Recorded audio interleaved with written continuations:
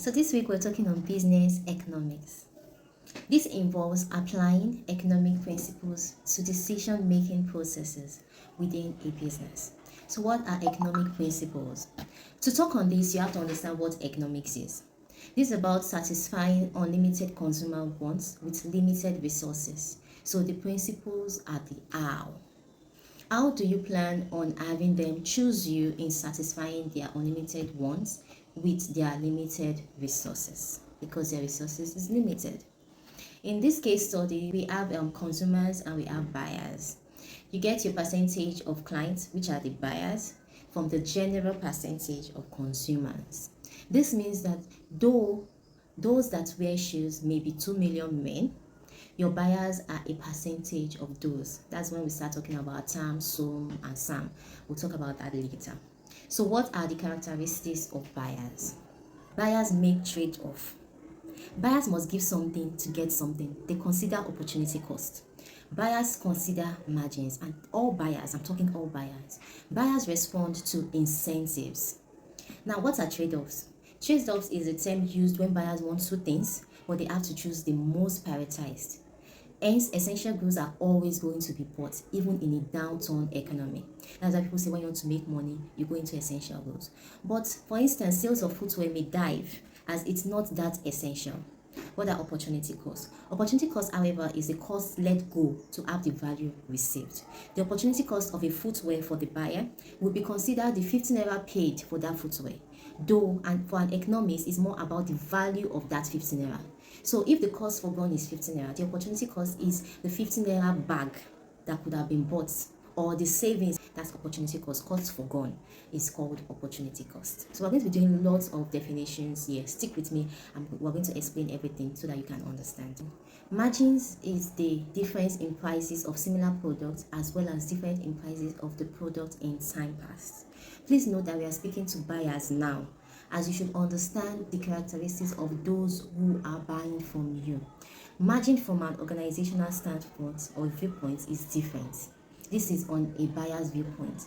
What are incentives? Incentive is the gain included, in addition to the value already purchased.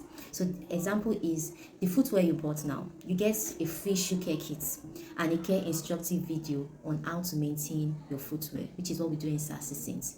So those other things are the incentives. It could also be buying five pairs of footwear and getting one free. The incentive is the free footwear.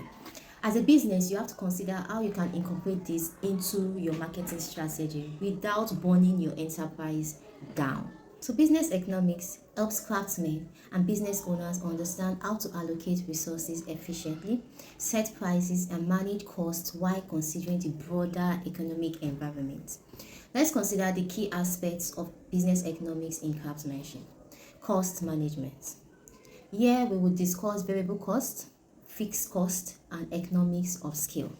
What is variable cost? Variable cost is the cost a business creates in the course of the business that changes over time.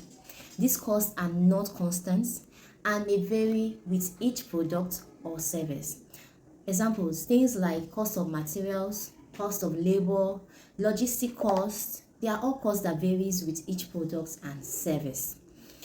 Let's go to fixed costs. A cost that is created in the course of a business that has certain stability. Whether you produce or not, whether they buy or not, rent must be paid. Utility bills will be incurred. These are examples of fixed costs. These costs must be considered as it is essential for pricing products and determining profitability.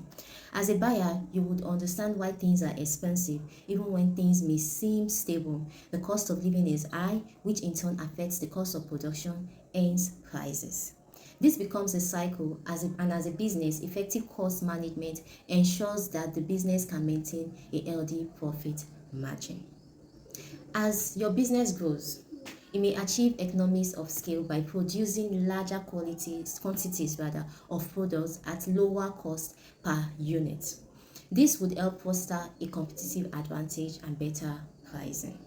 So with that, let's talk pricing strategies. There are diverse ways of getting your prices. These are not limited to cost plus pricing, value-based pricing, and dynamic pricing, but we're going to talk about just these three. So what is cost plus pricing? This strategy involves calculating the cost of producing a product and adding a markup to ensure profitability. This is common for us in the craftsmanship business where the cost of materials and labor is significant. However, care needs to be taken to calculate what your true cost is of production. Remember, I talked about variable cost and fixed cost. Knowing the cost of materials does not equal to cost of production. It's more than that.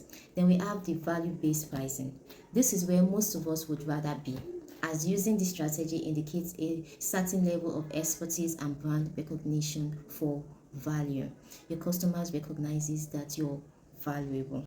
This strategy means you are pricing your product and service based on perceived value to the customer rather than just your cost. This would help in commanding higher prices, especially if your products are seen as unique and high quality. Then we have the third one, which is the dynamic pricing. This works when there are season demands and the demand increases for such products or based on scarcity, seasons, or custom orders. This strategy involves adjusting prices based on market demand, competition, or seasonal factors to help maximize revenue.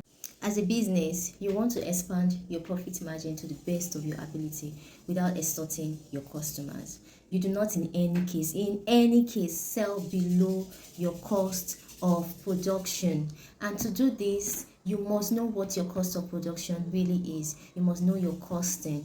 You must know your costing. The book to read here is But Not Limited to Lean Startup by Eric Ries. In the next video, we'll explore how to balance market demand with supply and diversify revenue streams. Till then, take care. Bye.